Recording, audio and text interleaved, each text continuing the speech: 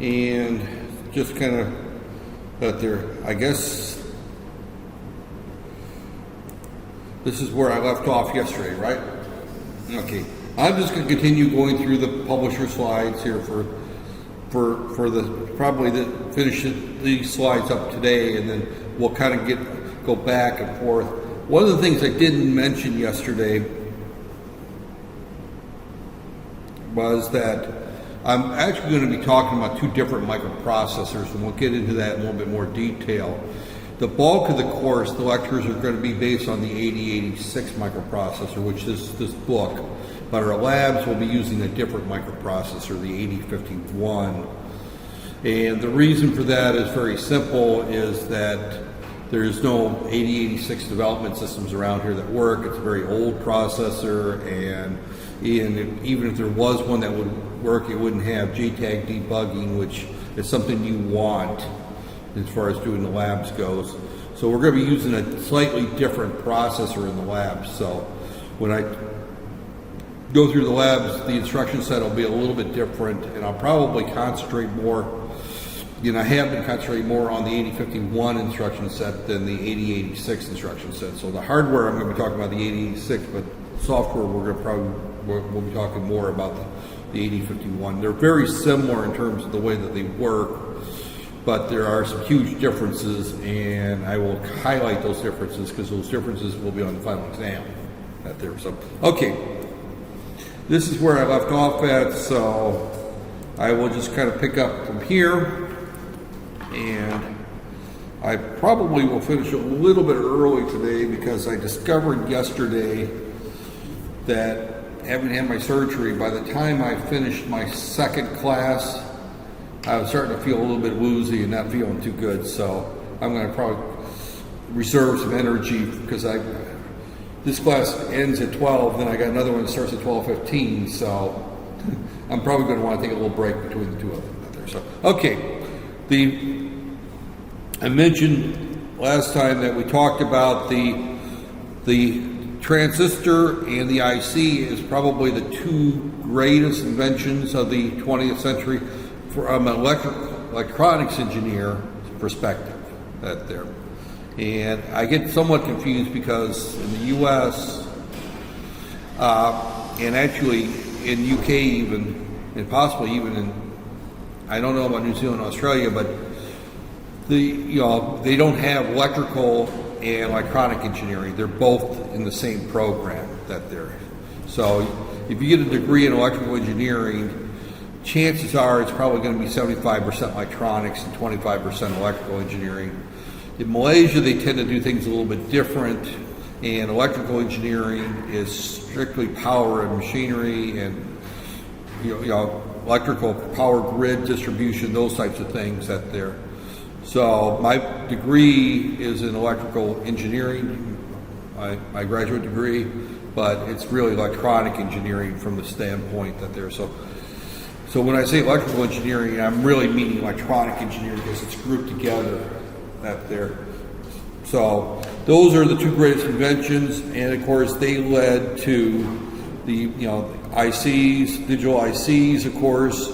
Texas Instruments, who invented the IC, it probably wouldn't be alive as a company, although some people who work for Texas Instruments would argue with me on that, but they had some pretty lean times in the 1990s and the early part of the 21st century, that if it wasn't for the royalty payments they were getting from everybody else who makes an IC, they probably would have folded. And Texas Instruments invented the IC, and they also hold the patents on the IC's process. So as a result, a lot of the revenue that the company earns comes from the IC, royalty stream. And a lot of companies are like that. Intel, of course, invented the microprocessor, so they tend to collect a little bit of money from everybody, including their competitors, right there. So, and of course, after about 13 years after the IC came out, the first microprocessor came out right there. And that is, some friends of ours, we were sitting around one day, we were trying to think out what really great things came out of the 1970s And the only thing we could come up with was the microprocessor, because the 60s, if you lived in the U.S., was the hippies and all that stuff. The 70s were kind of a strange decade. Not a lot happened. A lot of good music, but as far as technology goes, the microprocessor really stole the scene, and it's been pretty much what dominates the electronics world since then. And in most recent years, it's dominated almost everything that we see in terms of production, in terms of life. So, a couple of engineers. I don't know these people. They're not famous in the electronics world, but the author decided to put them there. Fagan, Hoff, and Mazar. They developed this 4004 microprocessor. This was a 4-bit microprocessor. We'll talk about what a 4-bit versus an 8-bit versus 16 and 32-bit. And the 4004 was never sold commercially. It was actually developed, and I don't know which company it was. It was a Japanese company that wanted to make a calculator to compete with the Bomar Brain, which the Bomar Brain I talked about last hour, was all transistor based. There was all digital logic. The 4004 was going to be the first microprocessor based calculator and it was software controlled versus a finite state machine that was the digital logic in the Bomar Brain and it was a special purpose processor for one use only. But Intel looked at it and said, we could use this for other things. And when they built this on contract for another company, but they maintained the rights to keep it. In other words, they sold the 4004 to the company that made the calculators, but they still owned the rights to manufacture and modify it. So it's patented and that basically started and they use the word revolution. I think that is probably a good word for it.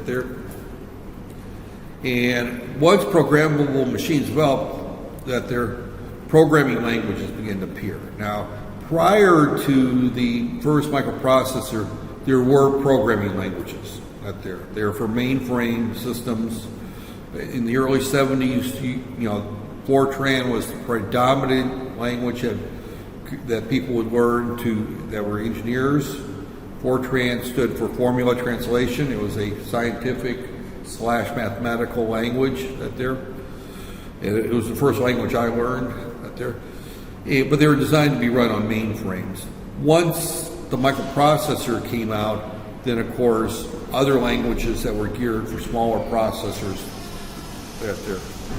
so their early practice of rewiring proved too cumbersome. We talked about that. We're not going to get into that there. The first machine language was nothing but ones and zeros. I kind of mentioned that before. There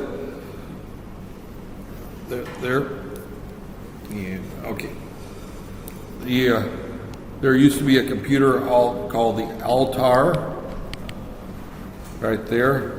And I think it was the 8800, or it might have been the 8000. I can't remember what the model number is, but it had 8 switches on it, right there, and then a push button here that you would push to load. And that's how you would start the computer up. There would be a program in machine language that would look like this: 3E, 2C, 1, 2, 4, 5. It was like 20 instructions, and you would hit 3F load. And 3F, of course, would be 0011 and F1111. Hit the load button. Then you'd hit 001 and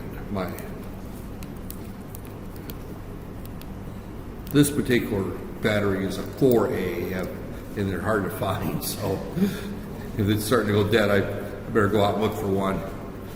Not too many places in Malaysia sell 4As. 3As you can find easily, but 4As are out there. But 0010, you want to see C, so that would be 1100, I believe, out there. And you would just hit the load button, and you'd load that, then you go back, put 000 for the starting address, and then you'd hit the run button.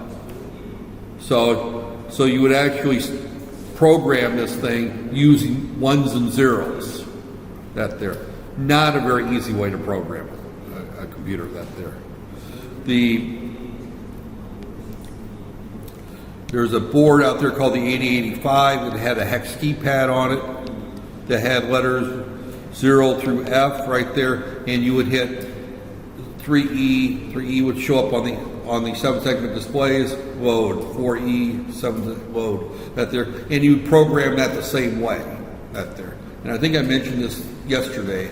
That there, but that was the way that we did a lot of our early programming, was just the ones and zeros using the binary code, and then of course we went to where we were using hexadecimal numbers right there to program it there. So more efficient than rewiring the machine, but it's still time consuming. The sheer numbers, it was quite, I remember we used to have, when I was in school, we used to have an EEPROM programmer, and we'll talk about those later, but you would write all your code and put it into this EEPROM right there, and you'd burn your code into this memory chip, and then you would put that in your system, drop it into a little socket in your system, and you'd run your code. And that's the way we would test our code right there. And the program, this EEPROM, was done like I just showed, where you put 2E enter, 3E enter, and some of those programs were probably, I would say, 1,000 codes long. That there, which isn't a very large program by today's standards. Well, a 1K program is 1,000 opcodes. And if you think about 1K, your iPhone has got what, 2 gig of RAM in it.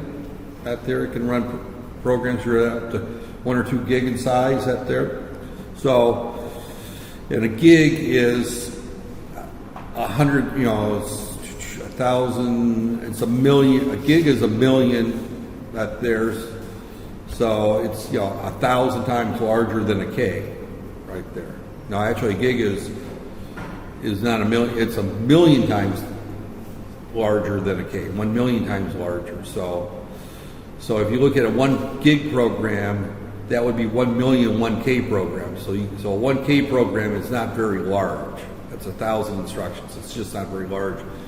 But if you had to enter that program by hand, that's 1,000 numbers you would have to enter one at a time and not make a mistake. If you made one mistake, your code did not work. That there, and you'd have to go through your code and try to find each instruction and try to find where you made a mistake. That there. So time consuming, very time consuming. Good thing that I didn't do that very long. Otherwise, I probably would have jumped off the roof of the building, because it's not, programming at that time was not fun. We'll just leave it go at that. So we keep, John von Neumann, which you'll hear the term von Neumann later on. That there, it's a term that we use for architectures out there. Develop a system to accept instructions and store them in memory. And basically, computers are often called von Neumann machines. Actually, von Neumann is a type of microprocessor. There's 2 types of architecture: the von Neumann architecture and the Harvard architecture, and we'll talk about those later. So actually, I've never heard a computer called a von Neumann machine. I've heard of the von Neumann architecture, and I've heard of the Harvard architecture. But we'll get into that there. But basically, what they came up with is something called assembly language. And we're going to be using assembly language for most of this course, right there. And the assembly language is a different way of writing the code and it uses mnemonic code such as add for addition, move, add, subtract, jump, no carry, jump, all kinds of very simple instructions. And these are the building blocks of our code, are these assembly language instructions right there. So you'll be forced to memorize most of them for the 8051. Fortunately, there's only like 30 of them. That's there. So, right there. So in place of a binary number, you would have something that would say add right there. And each assembly language instruction can be 1 byte, 2 bytes, or 3 bytes right there. So for example, if I want to say move to address 3E2C A, right there, this is a memory address right there, and I want to move the contents of A into that right there. I would have one instruction for the move, which I'm just going to make these numbers up that there. So let's say 2.5 is move, and then I would follow that with 3E. I would just put it all in one line.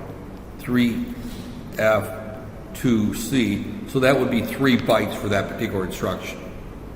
But if I had an instruction that was add AB, that could be 2.7, just one code for add AB. That there. So it depends on how many that there. It's an aid to programming, and that's how I learned how to do it. And the way we did it, we didn't have an assembler. We would write our code in assembly language, and then we would hand assemble it. Fortunately, we don't do that anymore. Right there. So, the first programming language, I did not know this until this slide came up. I read the slides before. I've used this book before. I just never noticed this particular slide. Flowmatic was the first programming language. Grace Hopper was a Navy admiral. I know who Grace Hopper is. That there, she was in the U.S. Navy, and she was in charge of a lot of the early computer programs that the Navy used. Remember, I mentioned that Department of Defense. She actually came up with the term computer bug. That there. Has anybody ever heard the word a computer bug? Bug in a program. That there. A bug in a program basically means an error. Your program's not running correctly. It's got a bug in it. That there. The term bug actually comes from an actual insect that crawled into a relay in one of the early computers, and it was causing the computer to malfunction. So they were looking for bugs in the computer. And the early bugs were literal insects that would get into the computer system and would foul up the relays out there. So I happened to ride a little Vespa scooter, and it wouldn't start, and I ended up taking it to the garage, and they opened it up and found the ants got into it and it was causing the starter relay not to close right there. So bugs can cause electronics not to work, literal insects out there. But Grace Cooper was the first one that also came up that there. Her name shows up a lot in early computer, that there. And obviously you can see she developed the first programming language in 1957, so that was definitely in the early days of computers. The first computer was a Colossus, was in the 1940s, so that there. So she was there.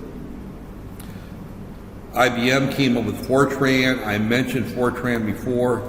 Fortran is Formula Translator. That was the first language I learned. I've never seen Flowmatic. I don't know what it looks like. It's disappeared. It didn't stick around. Fortran has been around since the 1950s, so it's over 60 years old at this point. It's almost 60 years old, 59 years old. Boy, I was born in 56, so it's a year younger than I am. That there. So Fortran, I was a year old when Fortran came out, so that gives you an idea how old Fortran is. It's and that was the language that I learned when I was in my 20s. So that there, and there are still Fortran compilers out there. So that there, Fortran is still used, and I just mentioned that. Algo, I've seen Algo, I've never used it. That there, COBOL is for business application. That's what they use for accounting purposes. It's what's used for payroll and banks and that type of stuff. As an engineer, you'll probably never see or hear from COBOL. From everybody I know that's ever used COBOL, they hate it. That there, it's a very wordy language. That there, but it's used for generating reports and business applications. That there, so that there.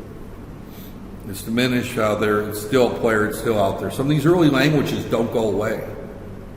You know, they just mentioned that Fortran is still around. COBOL, as much as people hate COBOL, it's still out there. People still that they're, and that's because especially large governments and very large businesses, they have got so much software invested in COBOL that to rewrite it in a more modern language would take years and years and cost a fortune out there. So there, RPG, I have used RPG. That there, it's kind of it's a report program generator. It's actually used a lot at one time for generating reports for military production and that type of thing. It's a report generator. That there, it's been replaced by mostly database managers have replaced that, and actually database managers have replaced a lot of COBOL too. So that there, additional languages appeared. There's been many languages over the years. That there, BASIC and Pascal were designed to be teaching languages. That they're probably the number one programming language out today is Visual Basic. That there, you hear all kinds of programming languages. You know, we're talking C in this class. That there. When you took your programming course, you know, there, and I got to be careful because I'm teaching the programming course right now. Yeah, it was taught with C, C++, that there, and yet I'm saying that probably the number one programming language out there is probably Visual Basic because it's used for a lot of web page design, right there. So we won't be looking at Visual Basic. My old campus, that was what we taught as our first programming language, was Visual Basic, and given a choice, I would change the curriculum here to where Visual Basic was taught, and then you would learn C. Because it's a much easier language to learn programming with than C. C is not an easy language to learn. I hate teaching C as a first language. And you probably really struggled with C when you took C, right? It was not Basic's a much simpler language to learn with and learn that there. So I think it's a mistake, but engineering programs all around the world seem to think that they can jump right in and teach C as a first language. And what I discovered is that a lot of engineers come out of those programs and don't know how to program. that there. So I'm a big fan of teaching BASIC first and teaching someone how to program and then giving them the more powerful language after the fact. That there. But that's just that there. Pascal was probably the first language that I took that I really, really understood programming after taking. If I would have taken C as a student before I'd had BASIC and Pascal and Fortran, and that sounds funny because C was probably the fourth computer language that I learned, fourth or fifth language. So I've been around computers for a while. And Pascal, my first language, as I mentioned, was Fortran. And after Fortran, we had a short period of about 2-3 weeks where we learned BASIC. And learning BASIC after having Fortran, you want to slap somebody for not teaching you BASIC first, because BASIC is so much easier that if you would have understood BASIC, then you could think in BASIC and then translated your program back to Fortran there. So, but then my third language was Pascal, and it was after Pascal that I really understood how to program that there. And I did have assembly language somewhere in the process that there, but I didn't understand assembly language the first time either that there. So, yeah, computer programming is one of those things that I don't think you can take one course and be proficient at that there. Everyone in this room has had one course in, what was it, 7 weeks of C and about 7 weeks of MATLAB out there, and you probably walked out of there not understanding either of them very well. Is that a fair assumption out there?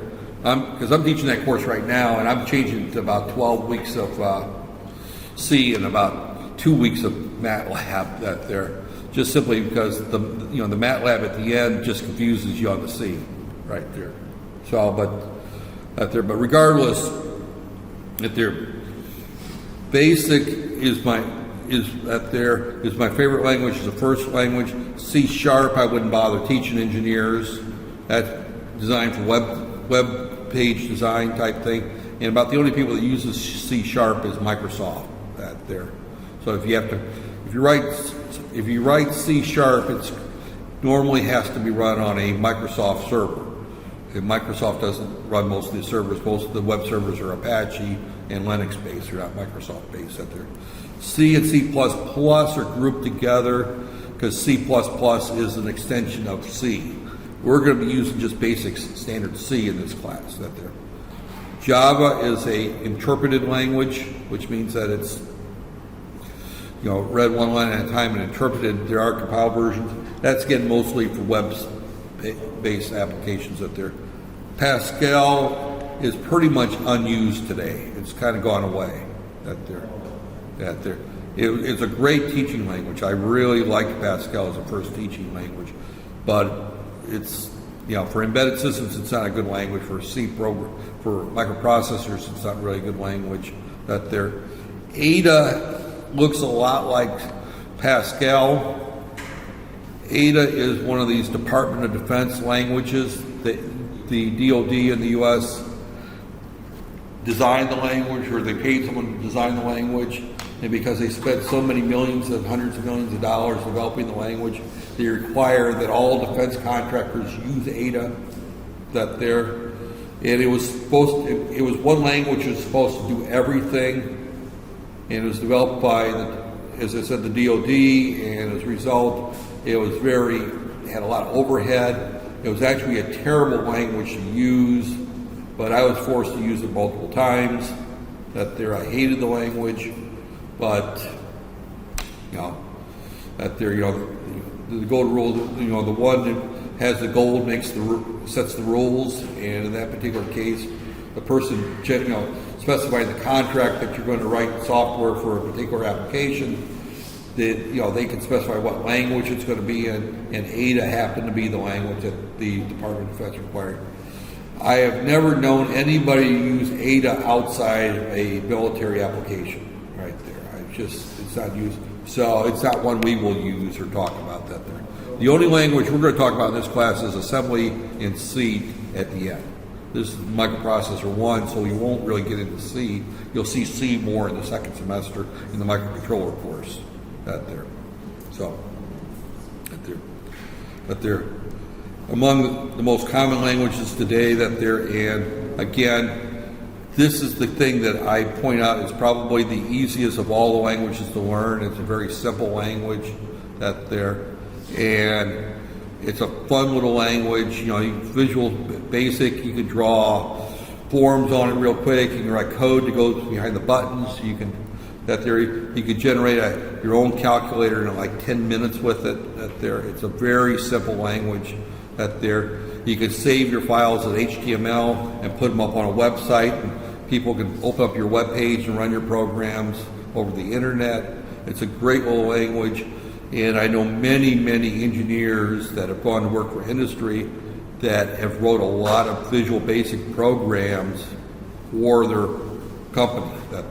They may write programs to interface the oscilloscopes, to control the oscilloscope. They write programs to do testing of circuit boards. They write programs to control conveyor belts. A lot of stuff is done out there because it's such an easy language and it's a quick and dirty language. If you're writing desktop applications for an industrial setting, C is very cumbersome. If you're writing a database manager for doing a lot of number crunching, a lot of that type of stuff, then you want something that's more complex, such as a C# or a C++ or a C. If you're doing embedded systems where you're trying to talk to a microcontroller or microprocessor, and you got to get down to the hardware level, then you're going to need to use C. But if you want something quick and dirty on a desktop, Visual Basic's the only language that I would do. I would not use Visual C for any kind of desktop application unless I was forced to. If you're designing Word, for example, then you might want to use a high-level language such as C. that there. But if you just want to do something that calculates, plots a graph and does a quick calculation or something, Visual Basic does it so much faster than C, that there. And it's that there. And that's why, and I would say, talking to my former graduates at my previous school, almost none of them, unless they went into embedded systems, doing microprocessor, microcontroller work, ever used C after they graduated. About the only language they used was Visual Basic there. So that's why I'm a big fan of Visual Basic being the first language versus C. But I don't design the curriculum, and EAC, who does the accreditation, they've got in their mindset that engineers need to know C. That they don't, basics for hobbyists, it's not for real work. But in reality, I will disagree completely with that. Visual Basic is a wonderful language for quick and dirty and getting the job done out there. Why be elegant and complex when simple and easy gets the job done?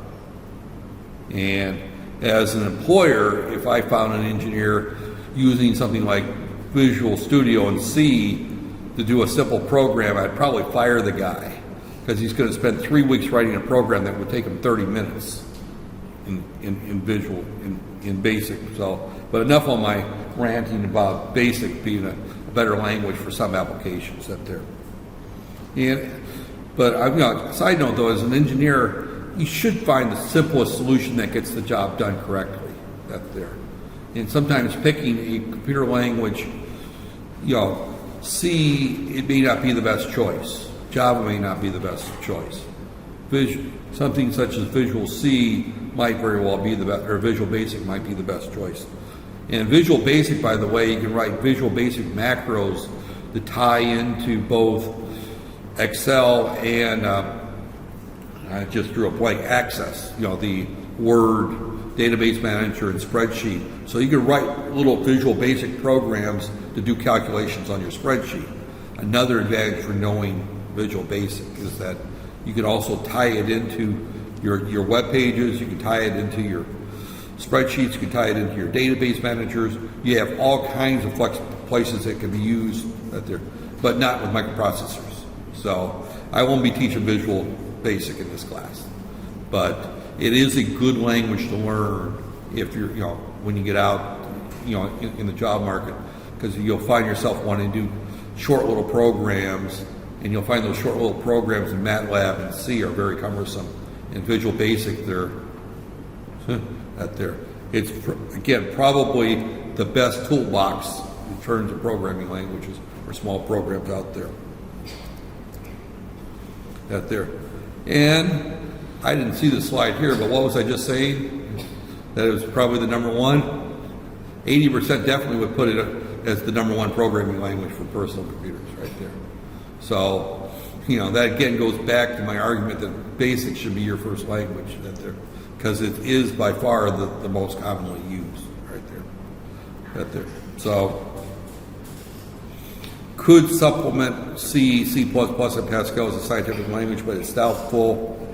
I will say question mark. I don't know if it's doubtful or not out there. You can do a lot with that there. Oh, and by the way, you can mix languages in the same project too. If you're, you can write part of the code in Visual Basic and part of the code in C and tie the two languages together.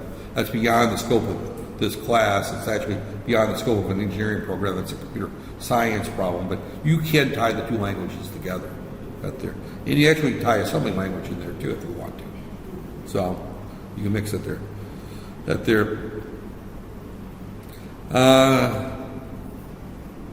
I'm going to put a red X. I don't think that's going to happen. At there. Every textbook writer's got to, and this was written about 8 or 5, I don't even remember what year this book is. It's at least 5-6 years old, so a lot of his predictions were wrong, and we could go ahead and put an X there because it hasn't happened. Visual Basic has actually become much more prevalent in the industry. And each version of Visual Basic, we're on Visual Studio 2015 is the most recent version. that their Visual Basic gets more and more powerful. So that there. And he does hinge his bet with that there. What remains in what becomes dominant remains in the future. He doesn't know either. That there. So he says it may actually, he hinged his bet there, said it might happen. That there may. So I will give him credit. He's making predictions, but he says I don't really know. That there. So I think Visual Basic is probably this one here. I have some confidence it's starting to happen right there. This is still true, I would say. Okay. Scientific communities primarily uses C, C++. A lot of Visual Basic is being used by the scientific community now, that they're simply because it's so easy to use, that they're. And embedded systems was about 60%. That's probably closer to 80% today, right there. And this is probably closer to about, we'll say 20%, right there. Not 20, we'll say 15%, right there. Actually, this is not necessarily true. The Basic and the Java has kind of gone away. Actually, what's that there is that script languages are out there. When I talk about script languages, I will probably talk briefly at some point about some of the newer microcontrollers out there. Probably the best known of the very low-end microcontrollers that are very easy to program is the Arduino. The Arduino is actually designed originally as an educational tool, and people are using it for industrial work. And it's got its own little scripting language that there, and they call them sketches that they're. So they've got these very low-level language or very simple languages that are simpler. They're different than Basic, but they're not as complex as C. But it's a unique little language, and they've probably taken up about 5% of the market. That they're Basic and Java really is not taking off in the that there. So at the time he wrote this, he said about 10% are using Java and Basic, and that 10% is probably moved towards the scripting languages out there. And the assembly language, which is what we're going to be using, is actually only about 10% or 15% of the embedded system world, right there. C is at least 80% of that there.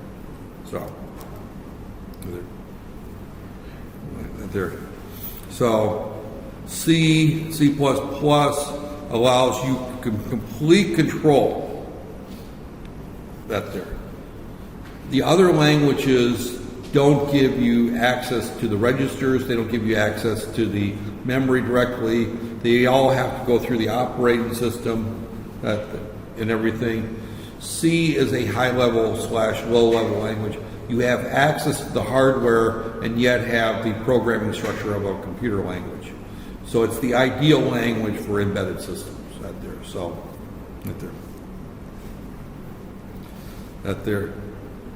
So again, this goes back to what we were saying. C, C++ is replacing that. Almost all drivers are written in C today. Almost nobody uses assembly language for desktop computer drivers out there. That's BS today.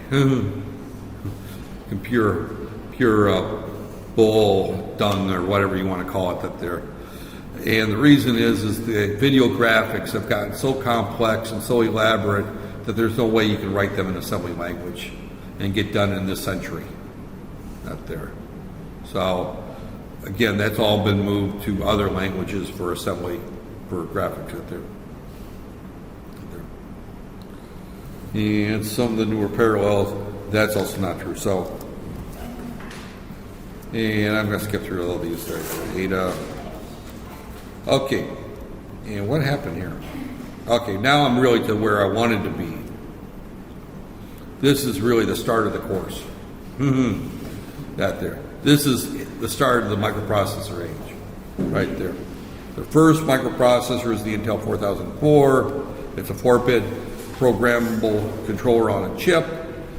It's got 4K of memory locations. That's the largest program you can write for is 4K, and that's that there.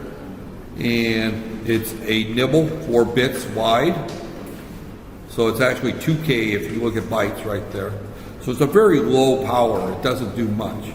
But you got to remember what it was designed for. It was designed for a scientific calculator that didn't do a lot. That was what it was designed for. So it contained 45 instructions. Now, when we get into a little bit more detail, microprocessors are broken into 2 different classes. One is called a complex instruction set processor, and the other is a reduced instruction set processor. They're called complex instruction set computer and reduced instruction set computer, right there, RISC right there. And the 4004 was a complex instruction set.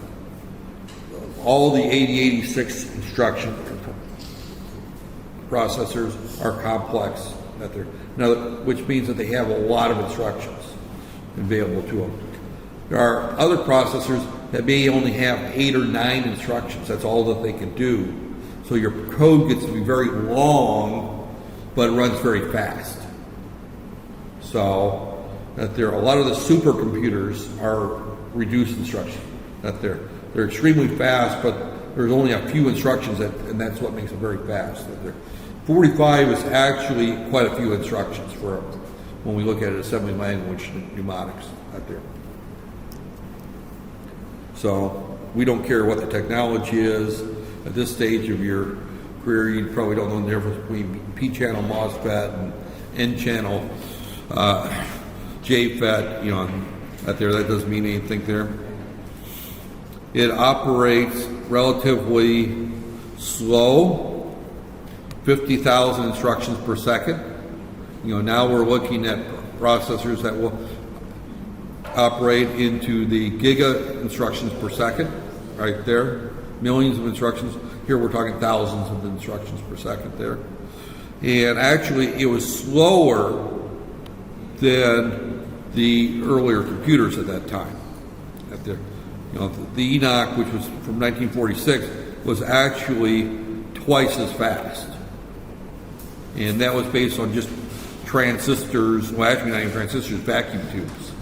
And it was twice as fast. But the big difference is that was 30 tons. This is something that you can pick up on your finger right there. So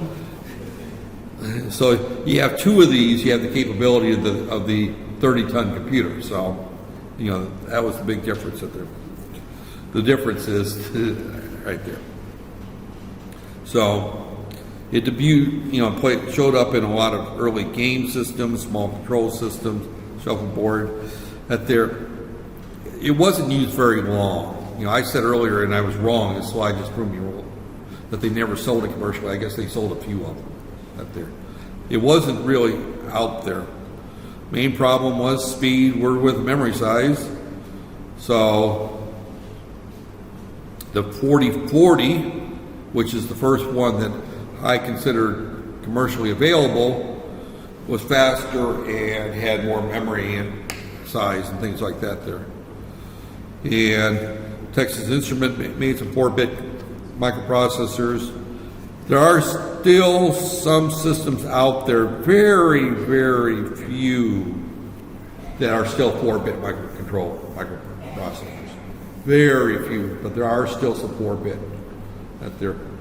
So the most common manufacturer of very, very low cost, very, very low power microprocessors or microcontrollers, and I group them together at this point, is a company called, they make the picks. I can't even remember what the name of the company is right now that makes them out there. But the PIC microcontrollers, they make some 4 bits of that there, and they're still used on some 4-function calculators.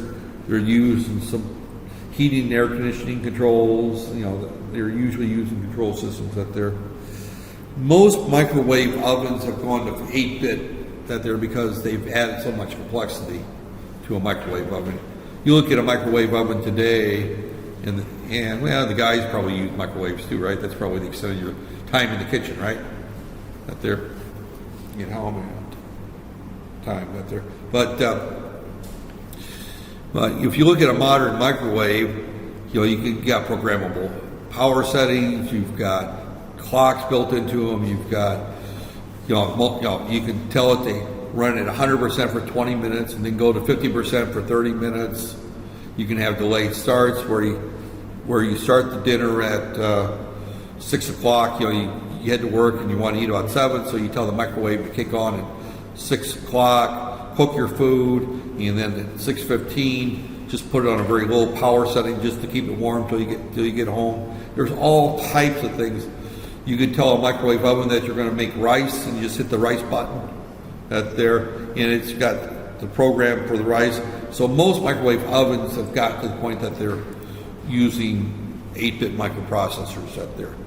So I think at the time he wrote this book that there was still some very low-end microwave ovens, but even the cheapest microwave oven's got a lot of programmability that there. So the 8008, again, I don't remember seeing that one sold either, but that was before my time. You know, 1971, I was still in high school, so, you know,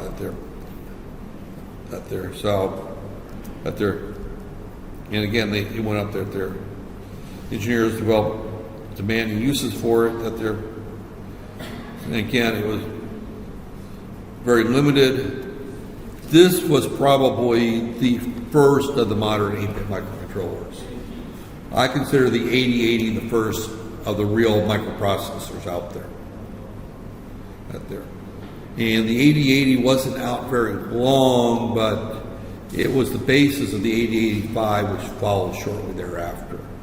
And there isn't much difference between the 8080 and the 8085. The biggest difference was that they added a serial port and that they eliminated the need for 3 power supplies.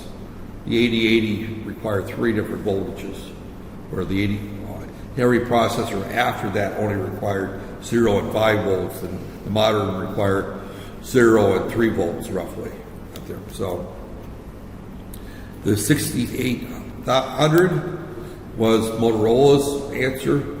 For many decades, Motorola and Intel were the 2 big players in the microprocessor world out there, and they competed head on for decades, literally decades out there.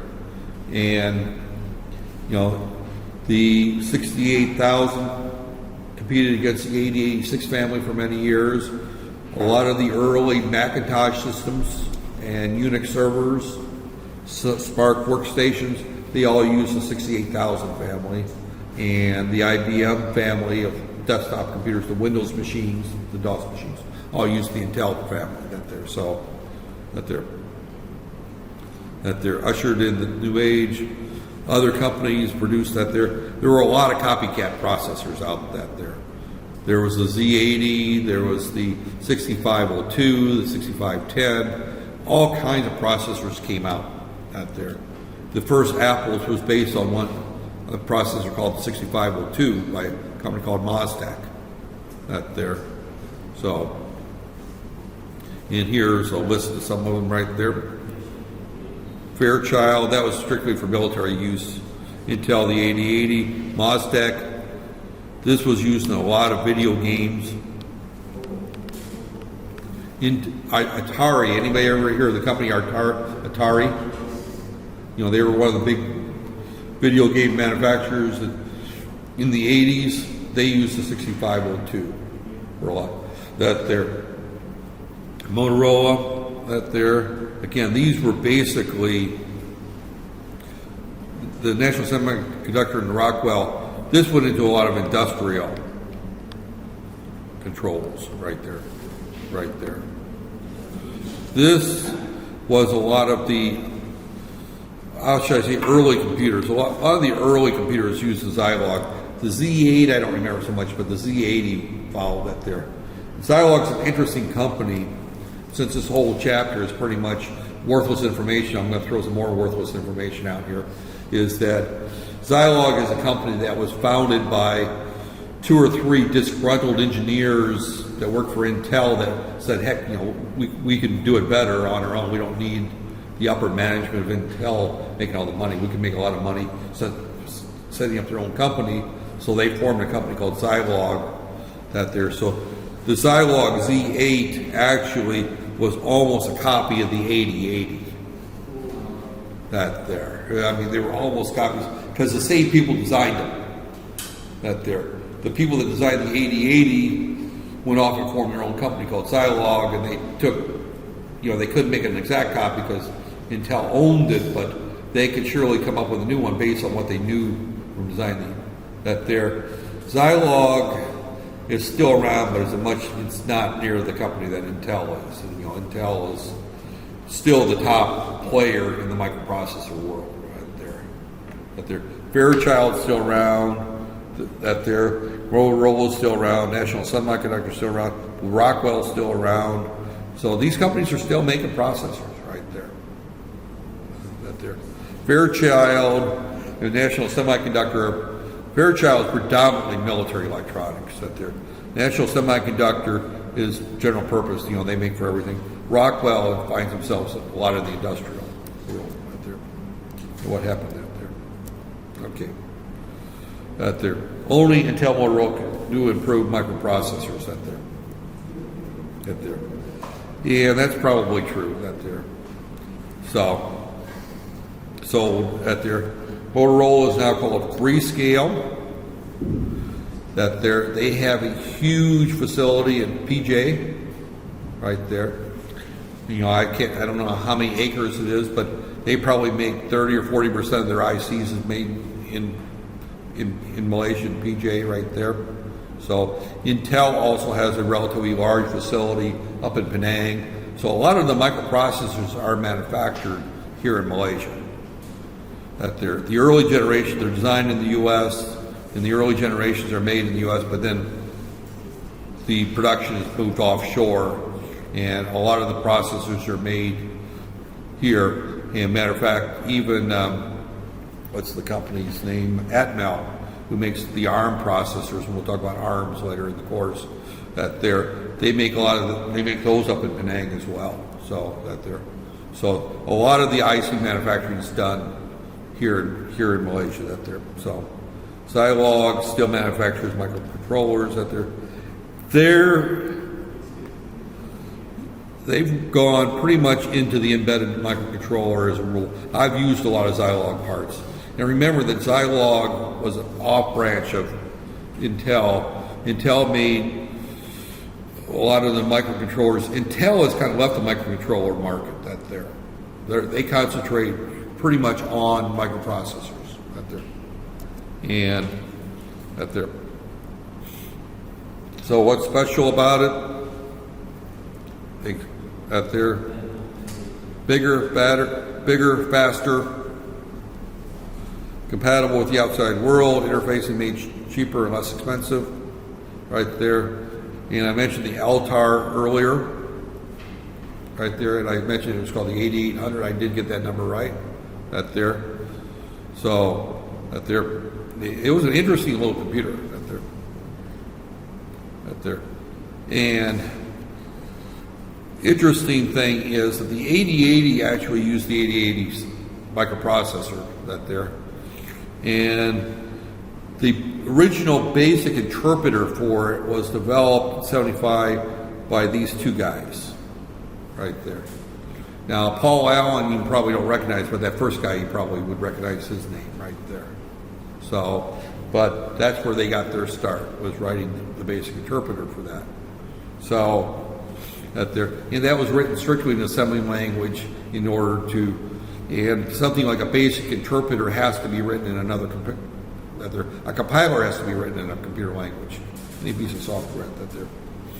So, Digital Research is a company that doesn't exist anymore. Right there, Microsoft pretty much stomped them out. The 8085 was the first processor that I used, right there. And it was the last 8-bit microprocessor. Purpose, slightly faster. It wasn't, as I mentioned, it wasn't that much that there. And they kind of left out the big thing is that the 8080 required 3 voltages, right there. It required plus minus 12 volts and 5 volts, right there. And the 8085 eliminated the need for the 12 volt, right there. So, but it was a big processor. They sold a bunch of them out there. It made a lot of money for them out there. And there are still 8085 or 8085 applications out there. It's still being sold. It's still a very popular processor, right there. That their Zilog came up with the Z80, which was basically a copy of the 8085. I mentioned that earlier. That there. The Z8 was a copy of the 8080. So when the 8085 came out, they made a version of it called the Z80, right there. And it's, strangely enough, it's machine language compatible. They use the exact same instruction set, the exact same register set. So it's almost an exact copy. The pin outs are different, but you can't pop one out and put the other. But you can design a system, write software for this 8085 and redesign the board and run and drop in a Z80 and the same code will work, right there. So, right there. And so there's over 700 million out there. And then a few years later, the 8086 goes out there. And I think I'm pretty much running out of time here. Let me stop at this point here, out there. I think this is a good point. I've got almost 11:25. Is that about what you've got there? Let me see, where am I on time right there? Yeah, about an hour. As I said, I was gonna stop a little early today anyway, give myself a little break before my next class. So I'm gonna stop at this point. Besides that, it's fasting month and my throat is starting to dry out.